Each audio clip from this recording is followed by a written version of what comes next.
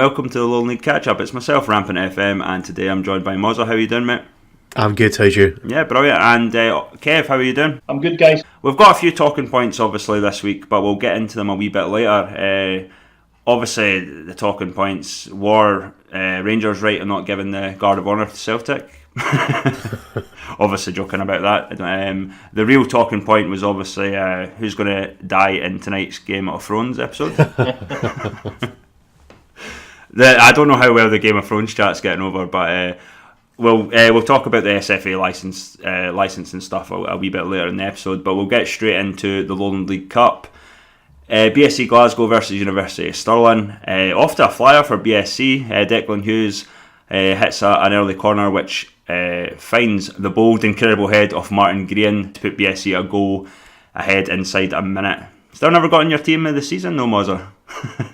I must admit, I was trying to find a way to get him in, but I just couldn't do it in the end. Bit of a shocker. BSC went 2-0 up in 25 minutes. The ball comes in from a corner. Ross McMillan strikes it, crashes off the underside of the bar. The ball breaks to Carlo Pignatello on the wing, and the skipper heads it home. Goal for Uni just before half time in the 37th minute. Dominic Slattery gets his head on the end of a free kick. There was a lot of Uni pressure before half time, but Stephen Barr, the BSC goalkeeper, stood firm. So it was 2-1 at half time to BSC. I did read the officials were getting it a wee bit tight into the second half from both sets of supporters. Michael said he obviously couldn't venture an opinion on such things, but his opinion was retracted on the tweet, I noticed. So 71 minutes, BSC were 3-1 ahead. Carlo Pignatello races forward and gets to the byline, unleashing a vicious square ball which the helpless Uni defender can only turn into his own goal. And it sounded like Carlo was having a good day yesterday. 77th minute, he completed BSC scoring 4-1. He takes it, he sets it, he scores from 25 yards. What a hit. Apparently it was just end to end. There was Michael obviously said that it shouldn't really have been a 4-1 game. It could have easily been 8-8 given the chances, but both goalkeepers obviously done fantastic. And then he obviously retracted and said maybe 9-8 to BSC. But Stephen Barr, man of the match, sounded like he had a great performance with Carlo Pignatello as well. You obviously couldn't make the game, Mozza, with your job interview and stuff, but sounds like a cracker, and well done to BSC for getting through to the final. It's just standard that I've waited to get to a game for a wee few weeks now, and the one game that I was going to get to and I've missed has been a bit of a stota. So sod's law, isn't it? Yep. I'm doing my best to make it for the cup final, but I'm meant to be a prior engagement, so let's see if the missus lets me get out a wedding to go to BSC. But not a wedding. I'll work my magic and ultimately fail miserably. But cracking game. As everyone, including Michael, said, Uni I don't think deserved to go down 4-1. Both teams just going all out attack. It's the last couple of games of the season, why not? Go for it. It's a couple of boys getting a chance that would normally get a chance as well.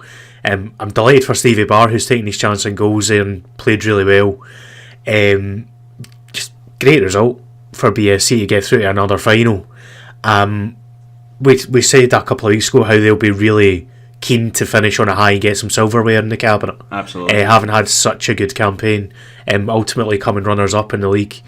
But yeah, it's a little bit harsh, as I say, on Uni and Chris Geddes.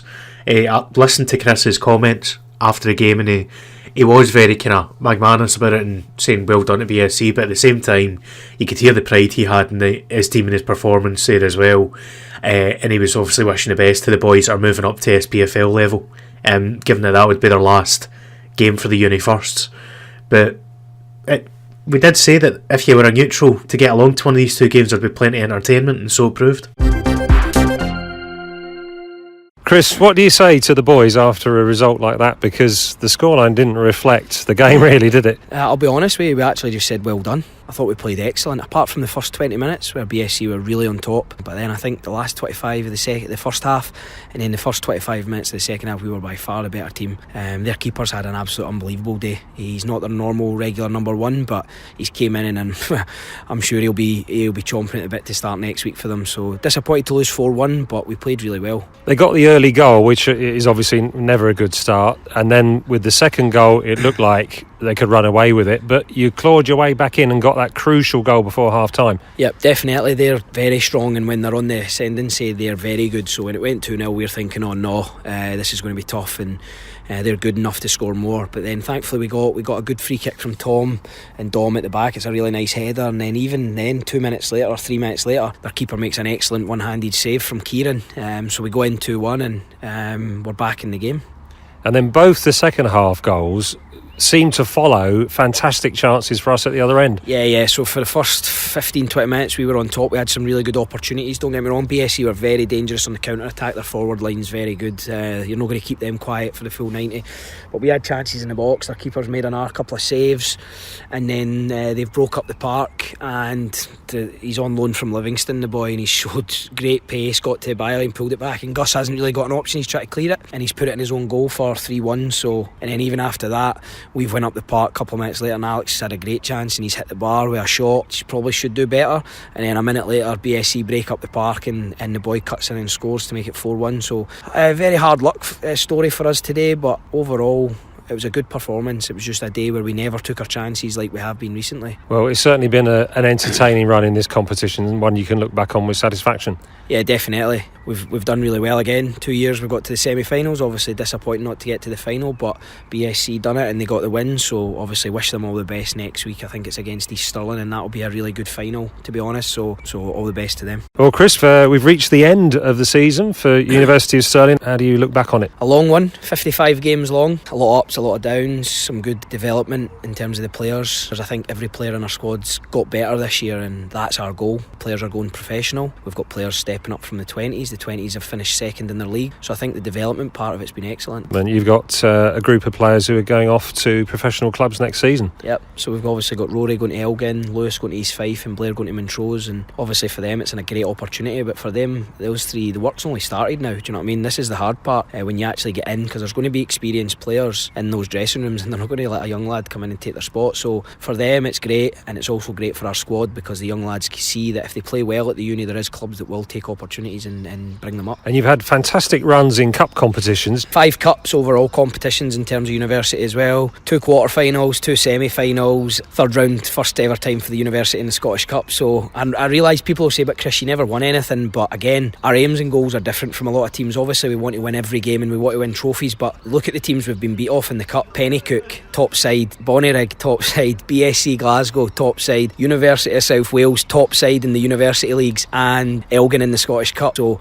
we've done fantastically well to get there, and all those games have been great experiences for the boys. If you could pick one highlight from the season, I know it's tough, what would you say would be the standout moment for you? I think the last 4 or 5 weeks of the season have been great, because the boys have finally realised, like, if we score we're good enough to beat these teams. The disappointing for me, Mark, is obviously that if we'd just been like this earlier on the season, we would have been comfortably mid-table in the league. So yeah, the last 4 or 5 weeks, seen the boys scoring goals. The under-20s have scored 99 league goals in 23 games, so the whole kind of club's buzzing. The boys that are going pro have helped with that as well.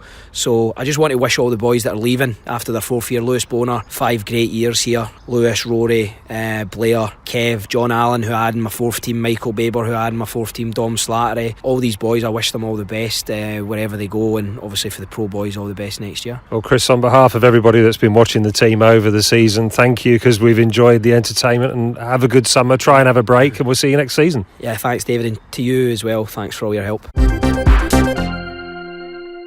Kev, got any opinions on that game? I wasn't really paying too much attention to that yesterday, to be honest. However, I think it's, as Mozza says, it's good to see BSC getting into a final. They were, although they were a fair distance behind East Kilbride in the end, they were a really cracking side all throughout the season. So I think it's good to see them getting to the final. Absolutely, and yeah, I think given the season they had, obviously the 19 matches unbeaten and stuff like that. Swifty will be delighted to hopefully get his hand on silverware. So similar to yourself, Mozza, I was meant to be at the Spartans East Stirlingshire game, but I kind of got I had a bit of a spring clean quite early doors and totally forgot about it. Plus I had a bit of a night out at the Crossgates Primrose thing in Crossgates at the Crystal Bar. Just to give a wee shout out to them, top scorer was Scott Laurie, players player was Darren Aitken, young player was Grant Henderson, the goalkeeper on loan from Kelty, supporters player Scott Laurie, and the committee player Darren Aitken. Fantastic night actually. Spoke to some of the boys. Obviously they're delighted of getting to the East of Scotland Premier next season. Fantastic achievement and stuff, and they came off. I think some of them just came straight from the game. I think they won 2-1 against Ormiston. I was a wee bit gutted that karaoke wasn't on. It was meant to be karaoke Friday, Saturday night in the Crystal Bar, but I was ready. I was preparing after a few pints, but that wasn't to be, so I had to get out there. But maybe next week, I don't know. I'm sure that would have got messy. Kev, you know a wee bit more about Crossgates. Is there anything you want to say about the boys there? Probably no much more than I said, I think, the last time I was on. That it was only maybe 18 months ago that it looked like the team had folded completely. So I guess, like most people, I was a wee bit surprised when they announced that they had applied for the East of Scotland. But you've got to hand it to them from getting from where they were to where they've ended up in a Premier League spot this season. Massive credit to all the players and everybody behind the scenes at the club. Absolutely. Couldn't agree more, mate. We'll get into the second Lowland League Cup semi-final. It was Spartans versus East Stirlingshire. Sean did make the game, but unfortunately he couldn't make the podcast today. Again, a great start early doors. It was captain fantastic Adam Corbett rises at the edge of the box against a plethora of players to head into the roof of the net to make it 1-0 Spartans. It was almost a second moments after the restart. Blair Atkinson breaks the offside trap, but he's forced wide by Jamie Barclay. From what I heard, obviously there was just chances few and far really before half time, but Spartans did lead 1-0, and it was all square in the 57th minute into the second half. Spartans might have felt a wee bit unhappy. There was no free kick just before the equaliser. It was a corner by Liam Allison, heads it off the crossbar, and Connor Green is the first to react to get Shire's equaliser there. And the second Shire goal was scored by Steve Brisbane. He's changed after he's got rid of his man bun, I must admit. He seems... he's played differently, I would say, but but no, he got the winner for Shire there. Apparently it was a superb game from both sides, but a cracking second half performance from the Shire, and it's obviously great to see both teams still in a chance to lift some silverware. Obviously Spartans in the Football Nations Cup final, but that was words from Sean there.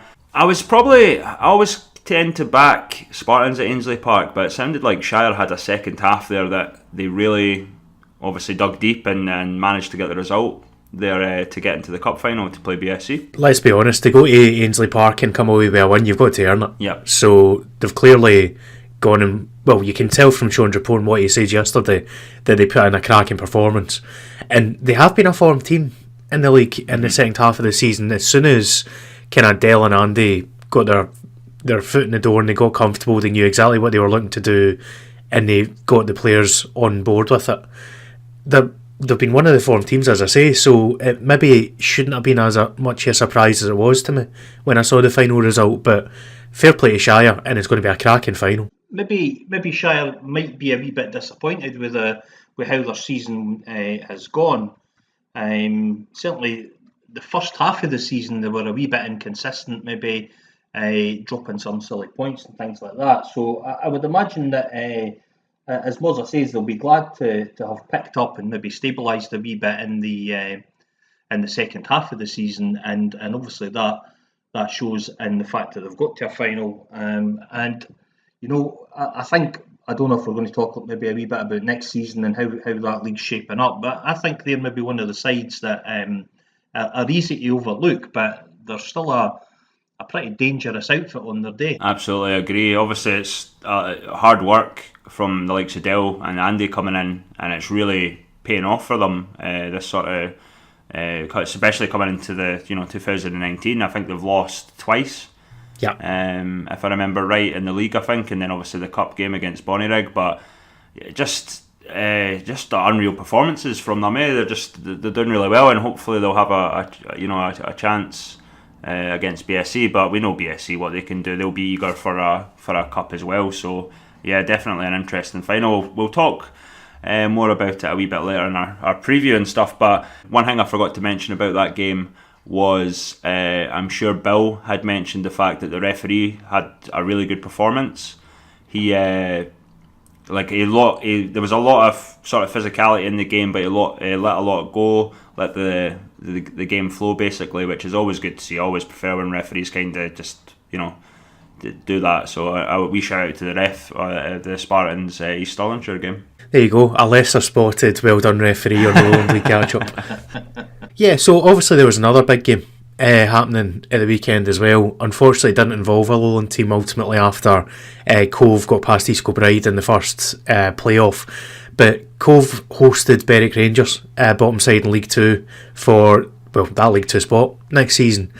And it looks like East Kilbride aren't going to have to play Cove again next year if they win the league, because it ended 4-0 to Cove. So it wasn't just a win, it was an absolute demolition. It was 4 going on 6 or 7 from the reports that were there. Charlie Mann was there for BBC Scotland, and he was pretty effusive in his praise for the Highland Rangers, I should say, no, the wee Rangers, because they're both wee Rangers. But started off early doors, 20 minutes gone, and they got the first goal through Sam Burnett. Mitch Megginson, just before half time, added a second, and then straight after half time they missed 3 gilt-edged chances, and you're thinking, oh, this might go against them. But the last 10 minutes they managed to essentially seal Berwick's fate, from what we can see. That third goal was an own goal. It was a kind of wicked delivery in, and a bit of a scramble. There was a shot, keeper made a decent save, and ultimately centre back then tried to clear it in a panic off his own man into the back of the net, which kind of summed up Berwick's day, I think.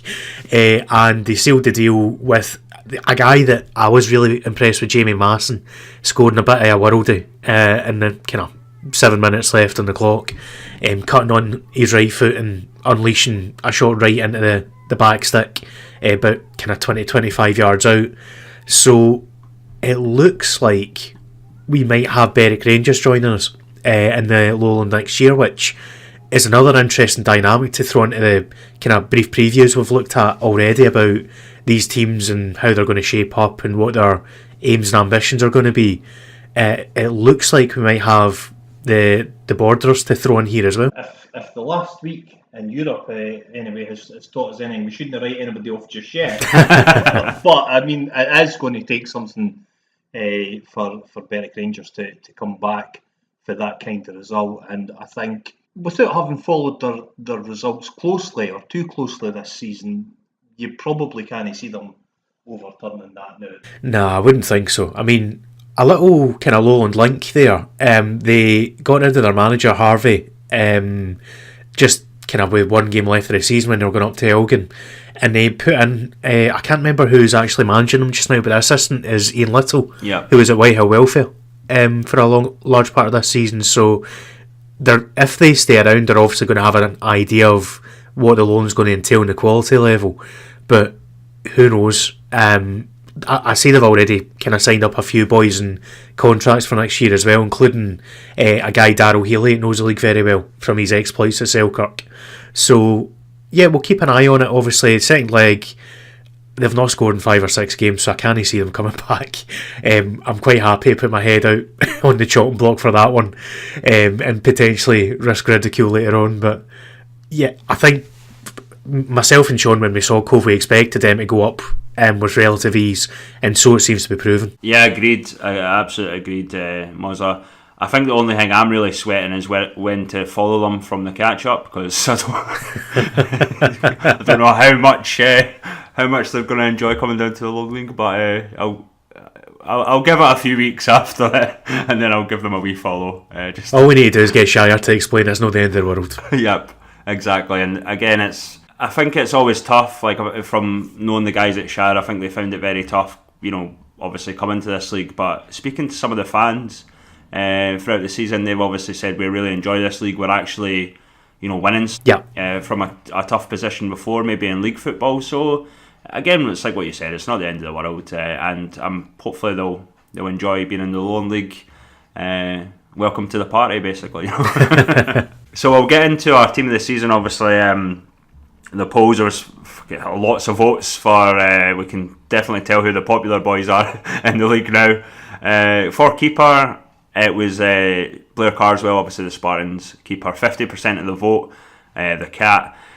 Another Spartans boy, the skipper, right back, Mikey Herd, Adam Corbett. It was getting a wee bit embarrassing. Spartans guys obviously very popular. Angus Mailer of Stirling Uni. Kieran Macaulay at left back was an interesting one. It was over 500 votes on this. Obviously a very popular boy. It was close with Gary Chen of Spartans as well. So another Spartans boy at right mid, Jamie Dishington. Declan Hughes at centre mid for BSC. Lewis Hunter of Stirling Uni. Blair Lyons with 50% of the vote for Stirling Uni at left mid as well. Rory Payton of Gala, obviously on loan from Hibernian, and Stuart Cargill, the other forward there. I think all the boys deserve to be mentioned, especially Angus Mailer. I don't think he would have been obvious for a lot of people, because obviously there's a lot of good centre backs, but the fact that he played over 50 games this season for Stirling Uni, he deserved to be mentioned, and I'm glad he's made the viewers team, or whatever we're calling it. Manager obviously Chris Geddes of Stirling Uni, so we've got a bit of a Spartan Stirling Uni thing going there. Obviously the two Kelty boys, Rory Payton of Gala, Declan Hughes of BSC, but Spartans Uni, I think, most of the team, very popular. So what are your thoughts on that, guys? Probably no too many surprises in there, to be perfectly honest. Kieran Macaulay maybe sticks out a wee bit, considering he's not played every game for Kelty at left back, so maybe a bit coming in for left field there, I don't know, but you probably couldn't argue too much with most of the rest of the names that are on there. To be fair, when you look at the centre mid combo, that's the mid combo I had in my actual team of the season. Declan Hughes and Lewis Hunter. So just on the basis of that, I don't want to argue too much. Trying to say that this justifies what I said. But the one thing I would say is it's good to see Rory Payton getting acknowledgement, because playing for Gala, you don't always get the kind of attention or respect you deserve, I don't think, for putting in good performances, and he's clearly managed to bridge that gap, and he's been absolutely brilliant on loan for them, so congratulations to him. For me, Kieran Macaulay was obviously Bridie. Scott McBride came in later, the second half of the season, and Kier kind of went back down to the under-20s, but certainly when he's came into the first team, Kev, you'll know this yourself, he's been fantastic. I think he's was a wee bit hard done by when Scott McBride came in, but Scott McBride, experienced player, East Fife and league football, so it was always going to be a tough one. But having said that, Kieran Macaulay just won the Conference A with under-20s. He was playing in the 5-0 game against Newton Grange Star. That I was at Friday night. Obviously, we've got to congratulate Spartans on winning Conference B. Myself and Sean, we've been to a few under-20s games. I don't know about you guys, but I think the under-20s games have been sometimes as enjoyable as the senior games I've been to. Don't ask me how many games I've been to overall this season, because I've lost count in under-20s and senior football, but we've got to congratulate the Kelty boys and obviously the Spartans guys, some of which we've seen playing for the first team as well, similar to Kelty. Yeah, I did catch a few of the 20s games right at the back of the start of the season, I suppose, when it was still nice evenings and stuff like that. I think I got maybe getting soft in my old age. I didn't venture out too much when it was through the winter months and stuff like that. Mainly because it's more difficult for me taking pictures when it's dark, and you don't get the same quality of image. So that's my excuse. It's nothing to do with the fact that it's too cold outside. So I saw a few of the 20s games at the start of the season, and certainly from a Kelty perspective, you kind of knew even way back then, September, October time, that there were going to be a side that would take a bit of beating for the young guys. Yep, and just a wee shout out to the Newton Grange Stars boys. The last time I saw them play Kelty, I think they got beat like 11-0 or something. They were really decent up. I think they just obviously just couldn't compete with Kelty in the second half. The heads may have went down, but one thing I will say is I think that was the first time I went to, I think it's New Victoria Park. Yep. Fantastic facility there, and in fairness to a lot of the Nitton Star boys, I think a lot of them are 17, 18 year olds. They're up against 19, 20 year olds for Kelty or whatever. Massive shout out to them. Obviously, first season in the league as well at this stage for a lot of teams, and there'll be a lot of teams next season that we know about. Obviously, Pennycook, Civil Service Strollers, teams like that will be coming to league, so they've got that to deal with too. But certainly the under 20s is I'm looking forward to the Spartans Kelty League decider plus the cup finals against Lothian Thistle Hutchie Vale as well.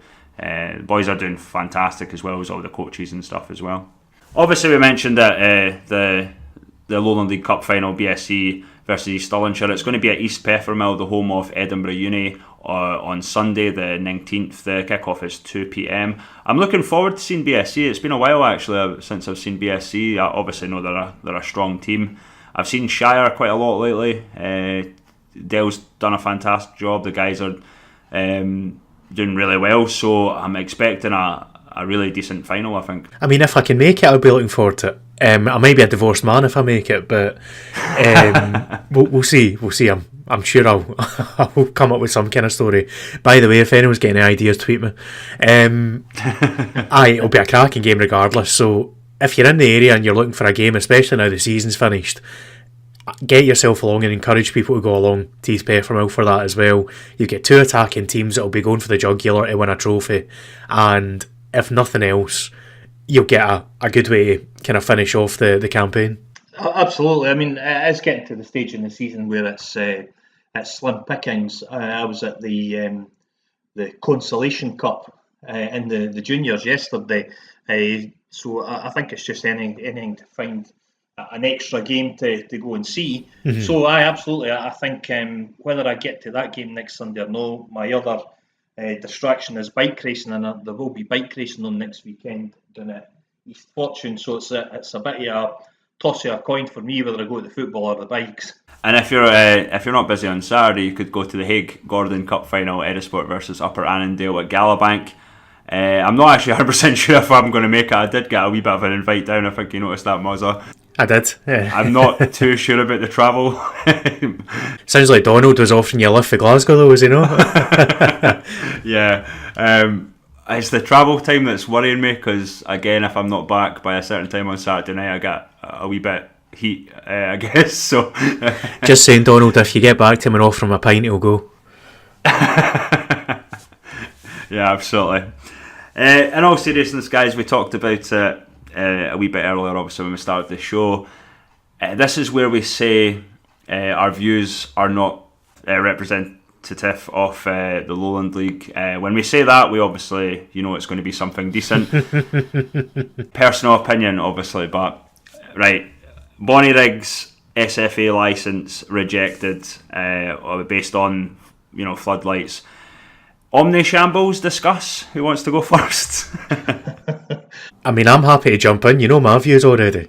A few weeks back, I had a wee rant, didn't I? And it's kind of going for there, but it's just a disgrace. It's an utter disgrace that a club like Bonnyrigg, not just like, take it to one side, the rejection of the licence is one thing, but if you know they're going to get turned down for a licence and are one of three teams in the playoffs, the other two teams are going to get their licence, why wait till the first working day after the playoffs have finished to say, oh, well done, by the way, you aren't getting up?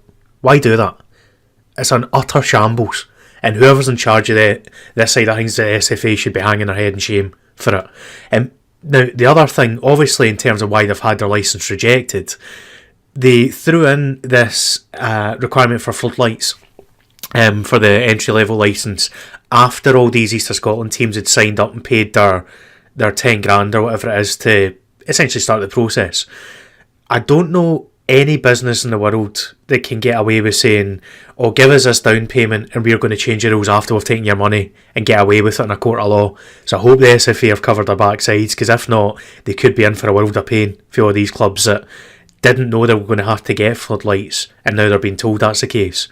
But roads are getting them installed in the next 2 months. So even if you're saying they've not got them right now and that's the only reason, why wouldn't you give the same privilege you've given to Whitehill Welfare, the same privilege you've given to civil service rollers, and say, look, we know you're a well-run club, we know you're good for it, you're going to get a year or so to put plans in place to get floodlights. Why should clubs like that be given that kind of, like, not advantage, but given that time to get themselves sorted, whereas clubs that have only just had this thrown at them recently, and I include the likes of Camelin in this as well, if you know they're getting plans in place, or like Rose have already got them in place and it's happening, how can you possibly justify not giving that club a licence? It's an utter nonsense. It is, and I think I've been on this podcast 2 or 3 times now, and we've spoken about the teams that could potentially be coming up for the East of Scotland League, and we've almost spoken about it as a formality that the licensing would get sorted out. Now, maybe that's been a wee bit naive on our behalf, but to be perfectly honest, I went to the Broxburn Bonnyrigg game last week, and I know you guys covered it already, so I'm not going to go over it. But it was, in terms of sporting, purely on the sporting merit, it was as good a game as you'll see anywhere all season long. I know we mentioned Champions League semi-finals and things like that, and we're not even in the same ballpark when it comes to finance or high profile or anything like that. But the drama of that game was every bit as good as the drama that you've seen on the TV this week. And to allow Bonnyrigg to go from the high of winning that game to the utter low 2 days later at the slap in the face there, it is pretty disgraceful, to be honest. And purely, and no, I know there are a lot of big non-league clubs in that area, and there will be some pretty intense rivalries. And I'm quite sure that there are people sitting listening to this thinking, well, my club spent the money, and my club they got they met the necessary criteria, and maybe spent money on ground improvements that they maybe would have otherwise spent on the playing staff. And that's a perfectly valid argument. I wouldn't disagree with any of that. But to be honest, I think anybody who's seen any of those sides this season would be pretty hard pushed to argue that Bonnyrigg got where they are on merit and they deserve to be in the Lowland League. Absolutely. And obviously, we've kind of been vocal in the support of the likes of Bonnyrigg, St Andrews, Camelin, as you mentioned, Mozza, Tranent, Haddington, because they've all been, like, let's face it, they've been shafted. They've changed the goalposts, they've paid their licence. I mean, I done my training for my SIA last week, and I think the pass mark is quite low, to be honest. It's like 70% or something.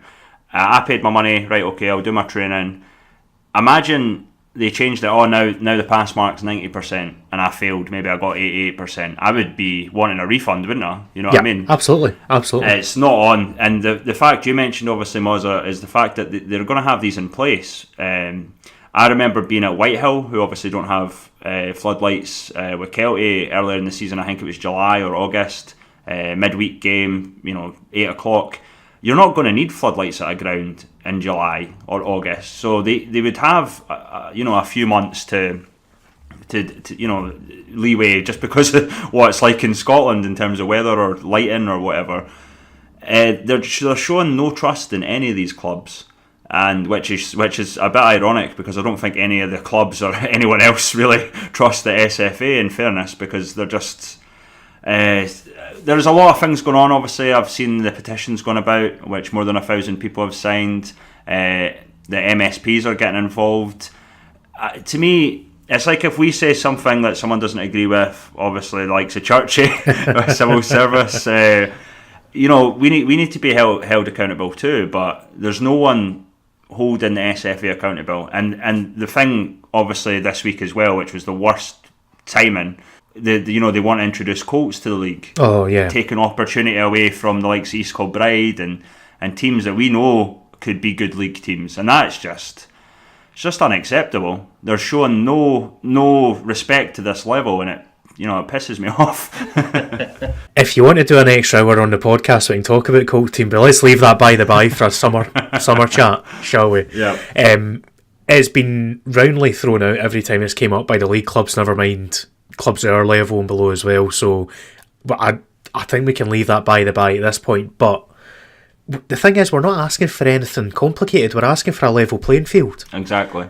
And surely, if this was going to be an issue, the SFA's been sitting on their hands on this since since March. Even March was when the meeting was meant to happen initially to say you've got your licence, you've not got your licence.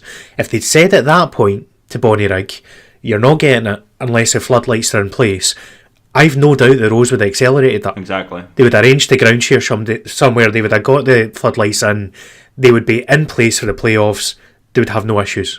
So ultimately it's the ball's in the SFA's court now. Rose are going to take every possible action that they can to get this overturned and appealed, and I'd strongly suspect they'll be successful in that from what I've seen. But surely, to save face at this point, the SFA should be saying, I tell you what, you've got a derogation till the floodlights are in, we'll assess them at that point. If they're fine, you're in. If not, penny cook in. And the funny thing is, you obviously mentioned being at another ground and stuff like that, but that was my point, because I think someone had mentioned that on Twitter or whatever. But again, it's just common sense. You do not need floodlights in Scotland in July or August. It's light outside. I mean, when we were younger, I think all of us used to play football until God knows what time, at 9 o'clock, 10 o'clock at night, and fucking we didn't need floodlights to play football, you know what I mean? So, I mean, I get why they're putting it in there, because they're wanting to get a minimum standard of clubs that are seen as senior clubs. yeah. So I understand it from that point of view. But you cannot say to some clubs that are at that level, oh, you've got a year or two to sort it, whilst any other clubs that have already paid their money to get it, or you're not getting it. Yeah. You cannot. It'd be different if they were new applicants and they hadn't put their money in yet. Mm-hmm. But you have taken that money in trust to say that you have been given the requirements at that time. That's the levels you need to meet. You cannot change the goalpost this late. Simple as that. Absolutely not. And I know, I think you touched on it a wee bit, Kev. I know some of the guys, well, that's the rules or whatever, and I can see that point, but it's common sense, you know what I mean, with the floodlights thing. They're getting installed in the summer. We're repeating ourselves a wee bit, or I am certainly, but it's just, I just don't understand. You were obviously talking about how naive, or we were maybe a bit naive, but my opinion of the SFA, I don't know if it can get. I didn't think it could go any lower, you know. So I was a bit surprised at this decision, because it's just common sense. And I understand that it's not a simple process doing the things they've got to do, and they have to audit all the applicants and stuff like that. But I mean, if you look back at this time last year, when the East of Scotland League were having to do some pretty serious reorganisation due to the explosion of growth in their membership, and the way they handled themselves and the way they set up the league this season, you've got to take your hats off to them. And it shows that if there's a will, there is a way, and it can be done. Yeah. And I just think maybe the national governing body are not covering themselves in glory the way they're handling this type of thing. And maybe they should be looking at how some of the lower league teams, lower league setups are conducting their business, and maybe learn a few things from them. And Chris, one last thing, mate. When you're saying you don't think your respect can go any lower, we've not got a new national team manager yet, so hold your fire. Well, that's another thing. Maybe if they paid more attention to what was actually going on in the football park rather than off it, we would be actually getting somewhere. Our football would be an improvement, because it's certainly improving at our level. You know what I mean? So, I don't know. I have judgment until they decide who they're putting in place as national team gaffer before I decide if the respect's going up or down. Right, swiftly moving on, we'll get into plugs. I'll let you go, Mozza, since you always seem to go first. Gentleman as always. At Mozza Plays on Twitter, and you'll find everything else, including Twitch and so on, through there as well. Kev? Yep, it's KM Photo, Twitter, Facebook, Flickr, all the usual. Brilliant. And I'm at Rampant FM, and you can get the catch up at Official Catchup on Twitter, and obviously on Facebook, which I think is just Lowland League Catchup that Sean runs. Yeah, we've had an interesting episode. Only covered a few games, but interesting chat about how horrible we think the SFA are. But no, it's good to obviously speak to these guys. Obviously, we're gonna try and do these as much as we can. But I'm pretty sure we'll get to a point where there's not going to be much to talk about over the summer. But yeah, another episode done and dusted. We obviously want to thank everyone that listens, the guys that get involved, the gaffers, the players, the clubs, the fans, everyone, the league, and obviously George Fraser. We'll see you next week. Catch you then. Cheers.